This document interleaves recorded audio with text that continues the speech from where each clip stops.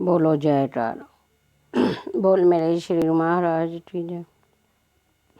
सांचे दरबार की जय। श्री परमहंस दयालु महाराज की जय। अद्वैत वचनामृत में प्रेमियों जय सच्चिदानंद। अब हमारे श्री परमहंस दयाल जी महाप्रभु हमें सुनाते हैं और बता रहे हैं कि जब मनुष्य का भाग्य पलटता है तो क्या होता है। जब मनुष्य का भाग्य पलटता है तो मित्रों संबंधी भी सहायता नहीं करते हैं। कहते हैं कि एक बार की बात है, अकबर बादशाह किसी गांव में से गुजरा और जिस गांव में से वो गुजरा कमलापति नाम का एक धनी ब्राह्मण रहता था वहाँ। तो उसने अकबर को अपने घर आमंत्रित किया, निमंत्रण दे दिया और बादशाह के बैठने के लिए उसने जो चबूतरा बनाया प्रेमियों, वो रुपयों के ढेर का चबूतरा बनाया। जब बादशाह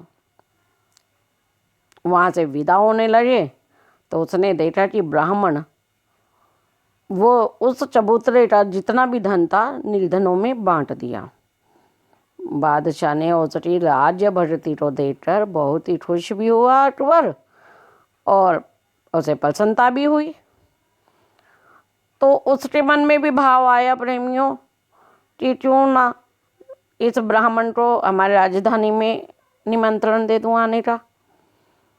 तो इसी प्रेम के कारण अकबर बादशाह ने कमलापति ब्राह्मण को अपनी राजधानी में आने का निमंत्रण भी दे दिया।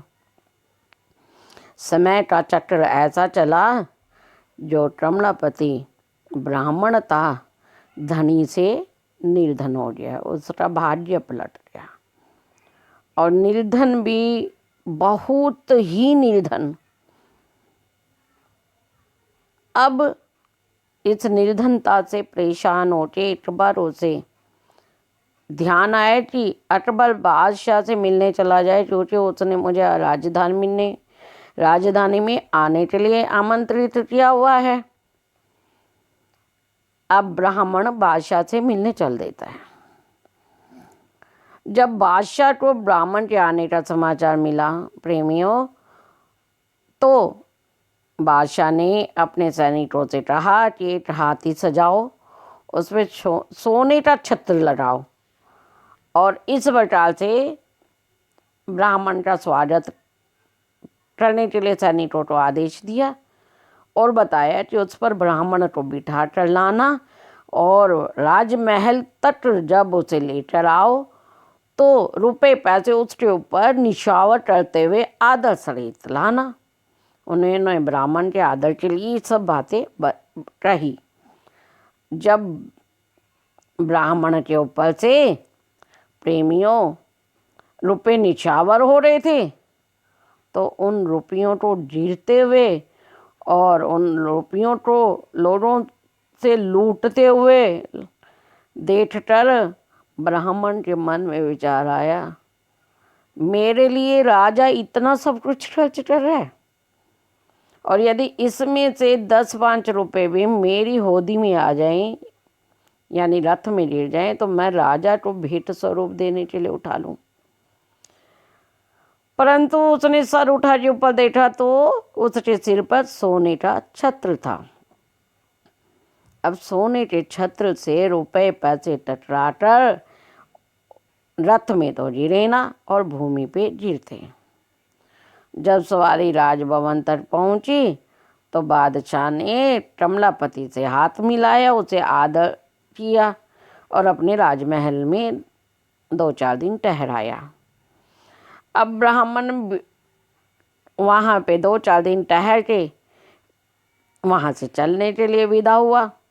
जब वो ब्राह्मण विदा हुआ है तो प्रेमियों बादशाह ने मित्र के रूप में ही उसे विदा कर दिया, क्योंकि बादशाह ने सोचा कि रुपये पैसे में देता हूँ इसे, संभव है कि ये बुरा मान जाए मेरा मित्र, क्योंकि ये तो मित्रता के कारण ही मैंने इसे आमंत्रण किया था, तो इसलिए मेरे मित्रता के कारण मुझसे मिलने आया है और मैं मित्र रूप में उसे विदा कर दिया उसने।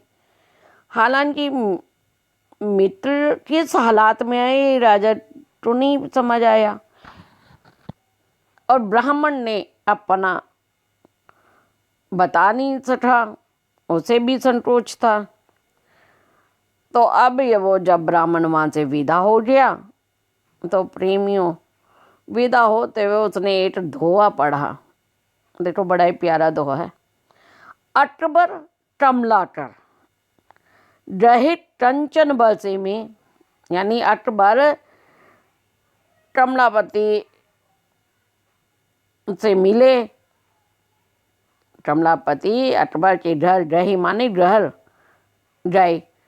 जब वो घर गए तो कंचन बसे में अकबर ने क्या किया, कंचन का बारिश कर दी, यानी सोने पैसे लुटा के।